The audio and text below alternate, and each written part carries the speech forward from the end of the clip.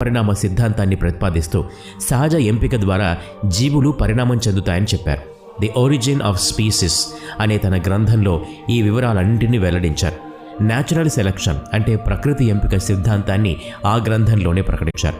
జీవుల జన్యువులు ఒకదాని నుంచి మరొక దానిలోకి ప్రవేశించినప్పుడు అంటే పునరుత్పత్తి సమయంలో జన్యువులు పరస్పరం కలిసి వాటి పిల్లల్లో అవి చేరుతాయి. ఈ సమయంలో జన్యువుల్లో మార్పు జరుగుతుంది. ఈ ప్రక్రియని మ్యూటేషన్ ఆఫ్ జీన్స్ అంటాం. ఈ మార్పులు రాబోయే తరాల్లోనూ వారసత్వంగా జరుగుతూ ఉంటాయి. ఉదాహరణకు గోధుమ వర్ణ రంగు కళ్ళున్న వారి సంతానం ఆకుపచ్చని రంగు కళ్ళతో పుట్టొచ్చు. జన్యువుల్లో సంభవించిన ఆకస్మిక మార్పులే ఇందుకు కారణం. ఈ ఉదాహరణలో కళ్లకు రంగునిచ్చే జన్యువుల్లో మార్పు జరిగింది. ఇలా జరిగే మార్పులు కొన్ని ఉపయోగపడతాయి, కొన్ని నష్టాల్ని కలిగిస్తాయి. వాతావరణ మార్పులకు తట్టుకున్నవి బ్రతుకుతాయి, అభివృద్ధి చెందుతాయి. తట్టుకోలేనివి మరణిస్తాయి. దీనినే న్యాచురల్ సెలెక్షన్, సహజ ఎంపిక అంటాం.